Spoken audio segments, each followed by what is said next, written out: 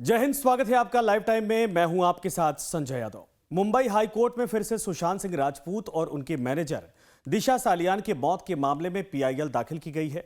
PIL दाखिल होने के बाद से ही एक बार फिर से सुशांत सिंह राजपूत मामले में न्याय की मांग जोर पकड़ने लगी है। सुशांत सिंह राजपूत की मौत की वजह को लेकर सवालों के बादल अभी भी छाए हैं।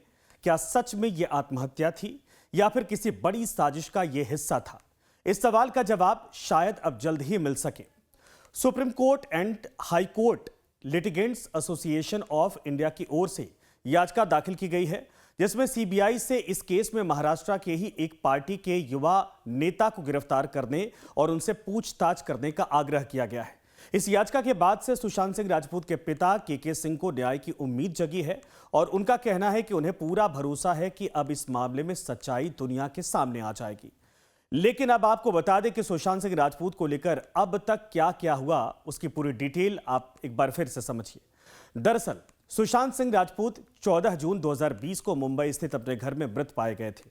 उनकी मौत पर मुंबई पुलिस ने कहा था कि प्रथम दृष्टया यह आत्महत्या का मामला लगता है, लेकिन आत्महत्या आखिर क्यों, क्या है वजह? इस तरह के कई प्रश्न उठे। उनकी मौत हर किसी के लिए एक सदमे जैसी थी। सुशांत का परिवार, मीडिया और उनके प्रशंसक इस तरह के कई सवालों के जवाब लगातार ढूंढते रहे। पुलिस ने सुशांत की मौत के बाद कहा था कि प्रथम दृष्टया यानी पहले यह लग रहा था कि यह आत्महत्या का मामला है, लेकिन पुलिस को कोई सुसाइड नोट वहां से नहीं मिला था। उनकी डेड बॉडी को पोस्टमार्टम के लिए बीएमसी के कूपर हॉस्पिटल भेजा गया था। जब रिपोर्ट आई तो पुलिस के डीसीपी अभिषेक त्रिमुखे ने कहा कि पोस्टमार्टम रिपोर्ट के मुताबिक सुशांत की मौत फांसी की वजह से दम घुटने से हुई है। और इसी बीच यह मुद्दा सोशल मीडिया पर ट्रेंड करने लगा था कि सुशांत ने आत्महत्या आखिर क्यों की, क्या उनकी हत्या की गई है, यह भी सवाल उठा। वहीं सुशांत के परिवार ने भी उनकी मौत पर सवाल उठाए थे। मुंबई पुलिस ने सुशांत के विसरा को जांच के लिए कालीना फॉरेंसिक साइंस लेबोरेटरी भेज दिया था। फॉरेंसिक लैब ने मुंबई पुलिस को 27 जुलाई 2020 को अपनी रिपोर्ट भेजी, जिसमें कहा गया कि यह हत्या नहीं है और सुशांत के बिस्तरा के नमूनों में न तो कोई दवा पाई गई है और न ही हानिकारक रसायन पाए गए हैं। फॉरेंसिक अधिकारियों ने बताया कि सुशांत ने जिस कपड़े से फांसी लगाई थी वो लगभग 200 किलो वजन झेल सकता था, सह सकता था। फिर भी मुंबई पुलिस ने इस केस की जांच जारी रखी और फिर यह पता चला कि सुशांत सिंह राजपूत डिप्रेशन से भी उस वक्त जूझ रहे थे, इसके पीड़ित थे। एक बड़ा आरोप भी ये लगा कि फिल्म इंडस्ट्री में नेपोटिज्म यानी कि भाई भतीजावाद, परिवारवाद एक वजह हो सकती है मौत की। कुछ लोगों ने इस पर चर्चा शुरू की, क्या सुशांत की मौत का कारण फिल्म इंडस्ट्री में विवादित भाई भतीजावाद वाकई में है? इसमें यह आरोप लगाया जाता है कि बॉलीवुड में बड़े निर्माता, निर्देशक अपने रिश्तेदारों को ही मौका देते हैं, अवसर देते हैं। और कहा गया कि इसकी वजह से सुशांत के हाथ से कई बड़े प्रोजेक्ट, कई बड़े फिल्में फिसल गई थी और जिसकी वजह से वो लगातार परेशान थे और बाद में डिप्रेशन में चले गए। अंततः उनकी जान चली गई। मुंबई पुलिस ने इस बारे में भी जांच की और बड़े निर्माता, निर्देशकों समेत कुल 40 लोगों से उस दौरान पूछताछ की गई, उनके बयान दर्ज किए गए। एक तरफ मुंबई पुलिस जांच कर रही थी कि जांच शुरू होने के 40 दिन के बाद 29 जुलाई 2020 को सुशांत सिंह राजपूत के पिता ने बिहार में एक रिपोर्ट दर्ज करवाई, एफआईआर दर्ज करवाई। इसमें उन्होंने सुशांत की गर्लफ्रेंड रिया चक्रवर्ती पर उन्हें आत्महत्या करने के लिए उकसाने का आरोप लगाया था। पटना सिटी के पुलिस अधीक्षक विनय तिवारी ने कहा था कि शिकायत दर्ज कर ली गई है और हम मामले की जांच कर रहे हैं। परिवार के वकील विकास सिंह ने उस वक्त कहा था कि सुशांत की मौत के बाद परिवार सदमे में है। मुंबई पुलिस एफआईआर दर्ज करने से बच रही है, इसीलिए अब एफआईआर पटना में दर्ज की गई है। बिहार पुलिस ने मुंबई में अपनी जांच शुरू की। महाराष्ट्र में कुछ नेताओं ने इस मामले में बिहार पुलिस की जांच के अधिकार पर ही सवाल खड़े कर दिए। एसपी विनय तिवारी मुंबई पहुंचे, लेकिन बीएमसी के अधिकारियों ने उन्हें क्वारंटीन में डाल दिया। कोविड का दौर चल रहा था और इसकी वजह से महाराष्ट्र और बिहार के नेताओं के बीच तकरार शुरू हो गई थी। दोनों राज्यों के पुलिस अधिकारियों और नेताओं के बीच इस विषय पर वाद विवाद चलता रहा। बीजेपी ने इस मुद्दे को बिहार विधानसभा में चुनाव में मुद्दा भी बनाया, उठाया, जिसके चलते काफी हंगामा हुआ था, बहस हुई थी। बिहार पुलिस और मुंबई पुलिस की जांच के बीच सीबीआई जांच की मांग उठी और बड़े पैमाने पर यह मांग की गई। इस मामले की जांच में मुंबई पुलिस की ईमानदारी पर भी सवाल खड़े किए गए। बिहार सरकार ने सुशांत सिंह राजपूत की मौत की जांच सीबीआई को सौंपने का फैसला किया। इधर केंद्र सरकार ने भी जांच सीबीआई को हस्तांतरित करने का फैसला कर लिया था, लेकिन महाराष्ट्र सरकार ने जोर देकर कहा कि इस मामले में सीबीआई जांच की आवश्यकता है ही नहीं। महाराष्ट्र के गृह मंत्री अनिल देशमुख ने आरोप लगाया था कि केंद्र सरकार राज्य के अधिकारों को खत्म कर रही है, यानी राज्य बनाम केंद्र बनाने की कोशिश की गई। सीबीआई ने सुशांत सिंह राजपूत मामले में अपनी जांच अगस्त 2020 में शुरू की।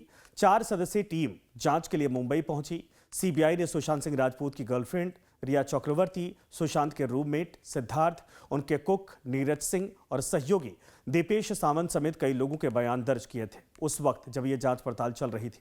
सीबीआई ने दिल्ली के एम्स अस्पताल के फॉरेंसिक विभाग से सहायता का अनुरोध किया ताकि यह पता लगाया जा सके कि सुशांत ने आत्महत्या की थी या फिर उनकी हत्या की गई थी। सीबीआई की टीम सितंबर में सुशांत के घर भी पहुंची। घटनास्थल पर क्राइम सीन का नाटकीय रूपांतरण एक बार किया गया। एम्स के फॉरेंसिक विभाग के प्रमुख डॉक्टर सुधीर गुप्ता की अध्यक्षता में एक मेडिकल बोर्ड का गठन किया गया। एम्स के डॉक्टर्स ने सितंबर में अपनी रिपोर्ट सीबीआई को सौंप दी। डॉक्टर सुधीर गुप्ता को बताया गया था कि सुशांत ने फांसी लगाकर आत्महत्या की और उनकी तरफ से यही जांच में जो रिपोर्ट आई थी वो कहा गया। यह आत्महत्या का मामला है। सुशांत के शरीर पर चोटों के निशान नहीं थे। इधर बीजेपी सांसद सुब्रमण्यम स्वामी ने उसी दौरान प्रधानमंत्री कार्यालय को पत्र लिखकर सुशांत सिंह राजपूत मौत के मामले में जांच कहां तक पहुंची है इसकी जानकारी ली। दिसंबर 2020 में सीबीआई ने कहा कि जांच चल रही है और सभी पहलुओं पर विचार किया जा रहा है।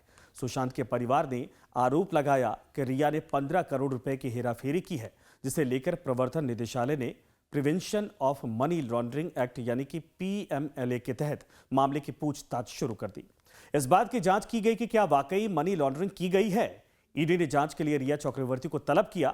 रिया से सुशांत के वित्तीय लेन देन और निवेश के बारे में सवाल जवाब किए गए। रिया के प्रबंधक और सुशांत के पूर्व हाउस मैनेजर से भी पूछताछ की गई। 1 महीने की पूछताछ के बाद ईडी के सूत्रों ने कहा कि रिया के खिलाफ कोई सबूत नहीं मिले हैं। उनसे कोई मनी लॉन्ड्रिंग की बात अब तक सामने नहीं आई है और इस बात के बाद भी कोई सबूत नहीं है कि वो सुशांत के पैसे में हेराफेरी कर रही थीं। ईडी के अधिकारियों ने कहा कि सुशांत के बैंक खाते और रिया और उनके परिवार के सदस्यों के बीच कोई लेन देन नहीं पाया गया। नारकोटिक्स कंट्रोल ब्यूरो ने भी ड्रग्स के एंगल से मामले की जांच पड़ताल इसी दौरान शुरू कर दी। नारकोटिक्स कंट्रोल ब्यूरो ने रिया चक्रवर्ती को तलब कर लिया। 2 दिन की पूछताछ के बाद रिया को 8 सितंबर को गिरफ्तार कर लिया गया। नारकोटिक कंट्रोल ब्यूरो के उपनिदेशक केपीएस मल्होत्रा ने इस वक्त मीडिया को रिया चक्रवर्ती की गिरफ्तारी के बारे में जानकारी दे दी थी। इसी बीच एनसीबी के उप महानिदेशक अशोक मुथा ने मीडिया से कहा था कि रिया के घर में ड्रग्स नहीं मिली। हालांकि उन्हें गिरफ्तार करने के लिए पर्याप्त सबूत हमारे पास हैं। अदालत को यानी कोर्ट को सौंपी गई रिमांड रिपोर्ट में ब्यूरो की तरफ से यह दावा किया गया कि रिया ने ड्रग्स खरीदने में अपनी भागीदारी कबूल कर ली है। यह बात रिया ने कबूल कर ली थी कि ड्रग्स दरअसल वो मंगवाती थी। रिया 1 महीने तक जेल में रही, फिर मुंबई हाईकोर्ट से उन्हें जमानत मिल गई। रिया की जमानत अर्जी के खिलाफ बहस करते हुए एनसीबी ने अदालत को बताया कि यह सुशांत की मौत से जुड़ा मामला नहीं है। लेकिन अब एक बार फिर से पीआईएल दाखिल की गई है और पूरे मामले पर सवाल जवाब और यह भी कहा जा रहा है कि कुछ लोगों की गिरफ्तारी कर उनसे सवाल जवाब किया जाए ताकि पूरे मामले पर सुशांत सिंह राजपूत और उनके परिवार को न्याय मिल सके। बने रहिए हमारे साथ, देखते रहिए लाइव टाइम।